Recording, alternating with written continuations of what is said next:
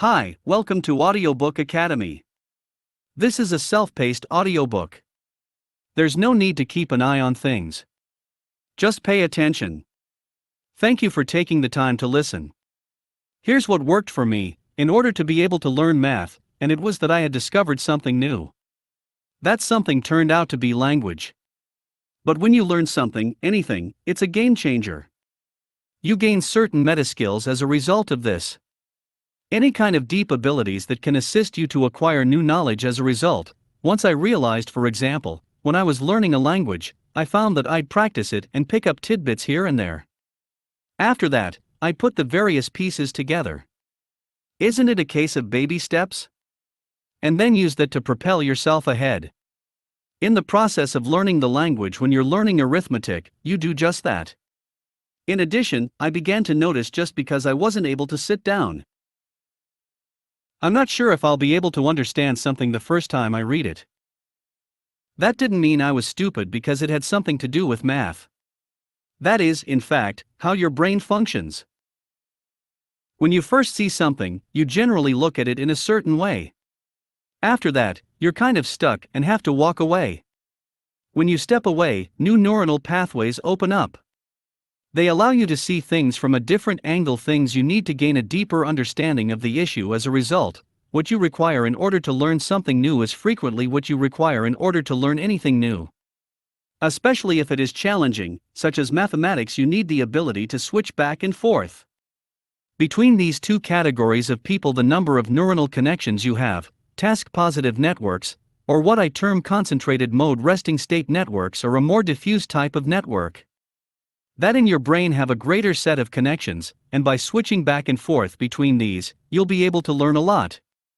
You'll be able to see things from a different perspective, so that you can gain fresh knowledge. And all you have to do is stick with it. It can be done if you have a little patience with yourself. Oh my, that's fascinating. So, there are two modes available of the brain working and functioning. So, I suppose in a moment when you're trying to learn something and you're hunkering down, how do you activate and shift gears in a proactive manner? What's the difference between each of those modes? So, here's the deal. It's similar to saying, how do you get yourself to go to sleep? You can't really do anything about it. You can set things up in such a way that after a period, you're going to fall asleep. You can't, however, force yourself to sleep. You can also command yourself in the same way to pay close attention to something. All right. You, on the other hand, are unable to command yourself to be uninterested in something, because as soon as you do that, you'll find yourself in a lot of trouble. It's obvious that you're paying attention to it. So, in order to enter that second, more relaxed state, the network in default mode, you'll have to do things from time to time.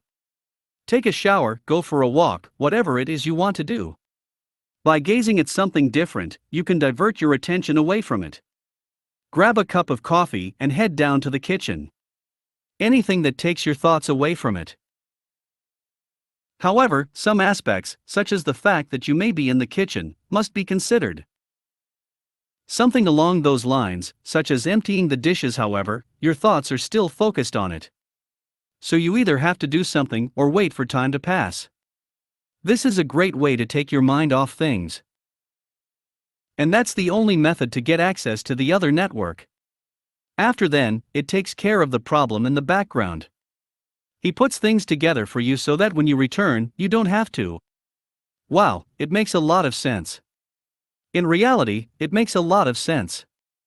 That you may find yourself scratching your head, how did I ever not comprehend this? It's like, I'm immediately intrigued by the prospect of improving this procedure. Is there any sort of research, science, or data that imply a certain equilibrium, or in terms of, time is perfect x minutes of focused attention, y minutes in the diffused state, and then, or how did that go down?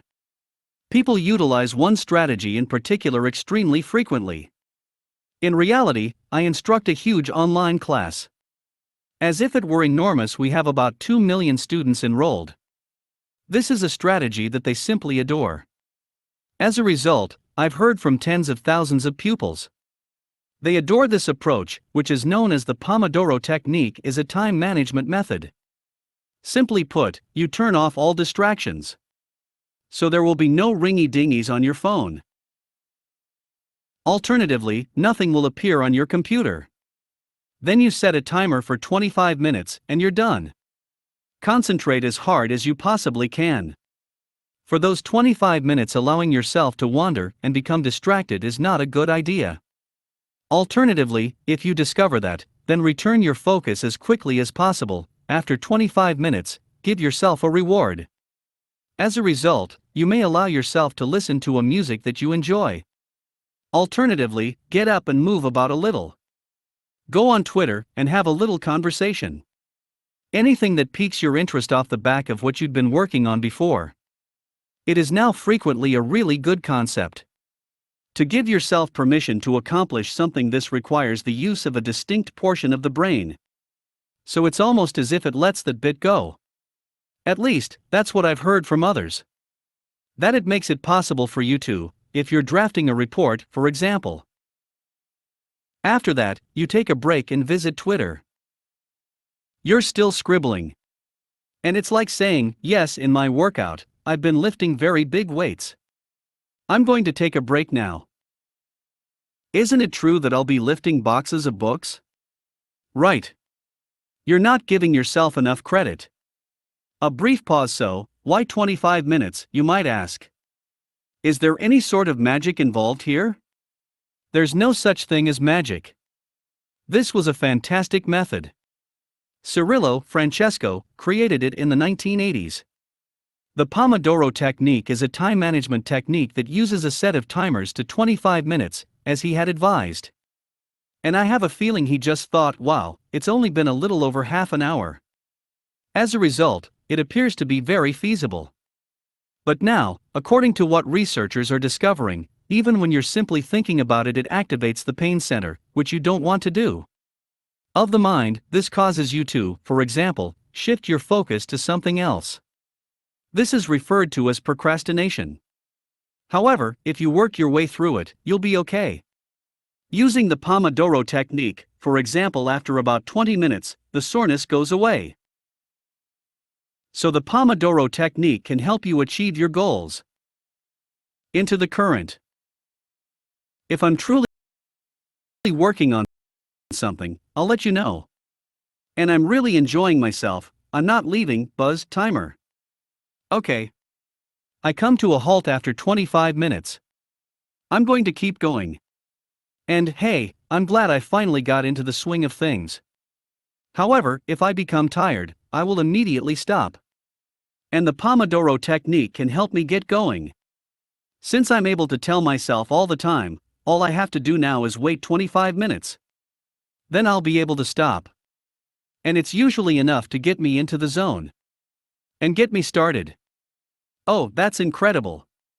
So it'll take you 25 minutes. It has a somewhat mystical quality to it. Maybe it was just a stroke of luck or serendipity with that chord. In agreement with more recent findings, is it tiny enough that you don't feel intimidated? And disgusted, and I'm not even going to begin. Despite this, it's long enough to give you a leg up. Oh, this isn't as horrible as it seems. I suppose I'll simply keep doing what I'm doing. That's the mode. As a result, it's a bit of a sweet spot. You're absolutely correct, and it's a nice spot that, well, it's a very successful strategy. That it is really popular. Oh, and there are Pomodoro times, too. You can buy timers and apps for your phone, for example. It is so popular that you can almost always find it. There's a lot of stuff out there. This will make it easier for you to use the technique. What is the key topic or thesis of your paper? What's the story behind your book, Mindshift? The basic concept is that you have the ability to change. A lot more than you believe you are capable of, and that you should not confine yourself to a box about what you're capable of. We frequently take aptitude exams and then wonder, oh, this is an area where I excel. But here's what it's really saying, is what you're now good at, during the time when you're taking the exam. If I had taken tests when I was 25, for example, and what do you excel at? Which fields should you pursue? The very final item on that list, I'm talking about the very bottom. It would have been to become an engineering professor. But that's where I'm at right now. And I'm one of the happiest people on the planet. Could you give us an example of what you mean? An event planner made the decision to educate herself. Because if she did, she'd be a computer programmer. She might be able to get this fantastic new job. And, much to her surprise, she had no prior knowledge of computer programming. However, she discovered that her experience as an event planner came in handy. Aided her in learning to code. It's a fairly sequential process, after all. You must also cross some items off your list. If this is the case, then this is the case. As a result, it was her background, which appeared to be absolutely unrelated, was truly extremely beneficial. And now she's a highly successful systems analyst. She can also communicate with others. As a result, she also provides computer training. She also enjoys her work. That's very intriguing. So it appears that these individuals spotted an opportunity. They were completely fascinated by this. For example, I'd want a higher paying job. So they went for it, and so they went after it. They were pleasantly surprised when they discovered that their own abilities, histories, and areas of study that they were proficient in translating over there. What I truly want to do is help people be inspired. The task at hand is to read stories, such as fantastic stories about how people have changed their lives. Occasionally, things get a little too theatrical. And, on occasion, minor adjustments that have made a difference in their life, and to offer some sort of number. There are a variety of templates to choose from. To gauge your mental size, and to help you come up with new ideas for stuff that you are capable of. In the book, I provide the example of one person. Graham Keir is his name. Graham was also a musician. So he played guitar, and he was a fantastic musician. He despised math and science in particular. In fact, he set fire to his chemical textbook. When he received his diploma, it's all very theatrical. Yes, because he was ecstatic. He received a C in the class and passed. As a result, he was given the chance to create some musical sessions for cancer patients' children. As a result, he held these sessions and began to examine it. And he had the impression that the doctors were on the same page. They were doing so much with the kids to assist the youngsters, and he felt compelled to. That's something I'd like to do as well. As a result, he chose to pursue a career as a doctor. It was insane, to say the least. Yeah. He couldn't do it since he lacked the necessary skills. He's actually telling his friends, hey, I'm thinking about going into medical. You're crazy, eh? You can't do it, they say. And second, why would you give something up? What is it that you're so good at? As a result, he did it in a stealthy manner. He began taking classes, and was surprised to learn that some of his musical instrument learning experience was really beneficial in allowing him to begin studying math and science. In addition, he began to notice something intriguing. Regarding his mentality, he had always been thus, I'm not sure I get this. Because the teacher isn't doing a good job of explaining things, and that the test problems are terrible, and so on.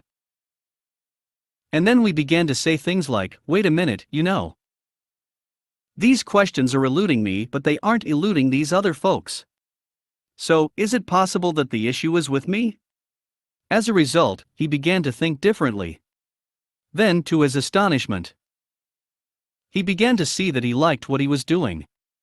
Some of the topics he was researching, in fact, he began to chuckle at some of the issues. It made him feel pretty fantastic when he figured them out. As a result, he's presently in his third year, completing medical school at George Washington University, and, as you'd say, it's an incredible story. This individual is incapable of completing this task. He did, however. I suppose I'm wondering if the lesson has been learned. That you're emphasizing here, your previous experience does not limit you in any way. If you are triggered or enticed by something, you can just go for it and learn as you go. And have a successful outcome. Is this the case in the majority of cases? Or do some folks simply burn out? I'm sure some folks will fail miserably. However, many more people succeed in achieving their goals. Even if you fail miserably, I'll admit there have been occasions in my life when I've felt this way. When I've had my share of crashes and burns. You're still gaining knowledge, you're leaving with something that may not appear to be valuable, in order for it to be a marketable skill. However, it can be highly beneficial in your life. For instance, in my case, I served in the military as a Signal Corps officer. Furthermore, as you may be aware, I had had extensive training. I even have a degree in Slavic literature and languages. Since I was assigned on a mission by the Military Reserve Officer Training Corps, is a Reserve Officer Training Corps. And, I had this fantastic degree, and I was thinking to myself, I'm good to go for the rest of my life. I have a degree in the field in which I am interested. As a result, I assumed they'd assign me to military intelligence. No, they promoted me to Signal Corps officer. I didn't know much about technology at the time, but I tried to learn. I, on the other hand, have kind of crashed and burned. I lacked the necessary experience. As a result, that was a source of inspiration for me. I'm sorry, but I'm not up to the task. I mean, I couldn't even pretend to be good at it. I couldn't figure it out. And, well, maybe some of that was due to my education. I didn't have any of these. And, sure enough, when I returned and received the necessary training, everything started to make a lot more sense. According to your book, you brought up that subject a few times as well. That what appears to be a flaw can actually contain hidden strengths beneath or within it. As a result, I'm really interested by the idea of imposter syndrome as a source of strength. What happens next? It's amusing, to be sure. Because when you speak with psychologists, they will tell you that the imposter syndrome, as psychologists will tell you, is a psychological condition. In other words, you're starting to feel like a phony when you're attempting to learn something new and everyone else is superior than you, and you're only there by chance, etc. That isn't the case at all. And it's not a pleasant sensation to have. That you should have self-assurance. After all, you've made it this far. And, shall we say, I politely disagreed. Okay. Because I believe imposter syndrome exists. Is a strong instrument that can help you achieve greater success. Because if you find yourself in an unfamiliar circumstance, assume you wish to retrain in something, you'll be landing there. And you'll think to yourself, I'm not even close to being as good as the folks around me. Let's pretend it's once in a while. I'm going to have an engineering student visit my class. Okay. So, I'm an engineering professor. They could also be 45 years old. They're also in a nasty mood. Because there are so many young and attractive people that performed well in high school that are in their immediate vicinity, and so on. They also have the impression that they are imposters. They may have failed to graduate from high school. They're just trying to get back on their feet and obtain a degree in a field they believe is valuable. And, nearly invariably, this is what happens. Is that they are the people who do the best work within the classroom, and I'm confident that part of it is due to the fact that because they are so self-conscious, they maintain a beginner's mindset about what is truly required. They don't appreciate going in half-cocked or overconfident. And thought to myself, I understand what's going on here. As well as what is required. Oh my gosh, they're going for it. Other individuals, I believe, are superior to me. I should take a look around. And take a close look at what's required.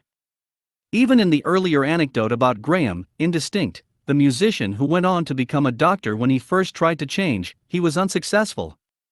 He had that confident demeanor at first. Hey, if I make a mistake on a test, it's either the teacher or another person. But then he took a step back and began to realize, wait a minute, that's me. I need to make a change.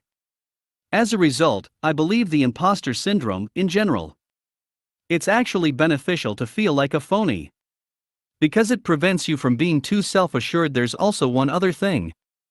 And it's true that, in some cases, such as in my case, people will comment on the fact that I'm a woman in engineering. If you're someone who stands out in a crowd, a less common type of person in any given discipline, or something along those lines. That this could be a significant disadvantage for you. And I believe it is a significant benefit. Because if you're a bit of an outcast, it can be difficult to fit in. It's just that you're different. As a result, you become more accustomed to being different. In addition, if you want to be inventive, being unusual is almost a must for creativity. So, in some ways, being the odd man out is a good thing. Enables you to be more imaginative. It also helps you to become a little more compassionate. As well as empathy for others who is the odd man out. As a result, it's a win-win situation all around. Yes, of course. And that appears to be a really favorable viewpoint. Oh my gosh, I don't belong here, I thought. I'm not up to par. As a result, your point of view isn't as strong. You are, without a doubt. You're perfectly fine and fantastic. Your approach, on the other hand, is, well, you do have some things to learn, which is a plus. Because you have the mindset of a brand newbie, this will inspire you to come up with new ideas. As well as a slew of other goodies correctly stated. You've captured the essence of the situation better than I could. You only have one chapter in your book. Devoted exclusively to staying out of job ruts and dead ends, which I believe is quite appropriate for those who are tuning into the show. What are some of the most important takeaways from the event? To avoid becoming stuck in ruts and dead ends, and if so, to keep them brief? Looking around you, I believe, is most likely the greatest option available to you. That tells us all that we can look about a little bit. What exactly are we doing? Are you an Uber driver, for example? Because if you're an Uber driver, you're constantly on the move. It could be fine for 3, 4, or 5 years. But believe it or not, artificial intelligence is on its way. Do you have a job at a call center? They're going to have price cuts. It is expected that in the coming years there will be a 20 to 30% decline. In terms of the quantity of individuals will require, because it's only going to get worse, there's an increasing level of sophistication in the ability of artificial intelligence to get a sense of what we're looking for. When we make a phone call and inquire about something, and it's not only that, it's more easily automatable. Various types of occupations. If you're a lawyer, for example, artificial intelligence is on its way to get you. Even if you're a doctor or studying radiology, that sounds like a promising career path. That is going to be heavily automated. As a result, almost everyone's career will be affected. To some extent, even I participate in online learning. I can definitely see the value of online learning. It's easy to dismiss it, chuckles, however, if you think about it, the performance of 50% of all face-to-face teachers is below average in their ability to instruct, and there are research to back this up. There may be a significant improvement. Even in terms of national GDP, if you just get rid of it, you'll be okay. Alternatively, you don't have to deal with the worst 20% of instructors. So, whatever you're doing, you need to be aware of the situation. Knowing you'll almost certainly have to step up your game. We'll all be changing and learning in the future. Primarily for the rest of our life, but it's not a negative thing, it's a positive thing. Because if you keep your mind open to new ideas, you'll be able to learn more. It keeps you intellectually and physically flexible. And is actually better for you. Thank you for listening in Audiobook Academy. See you in next audiobook. Please don't to subscribe for more content like this.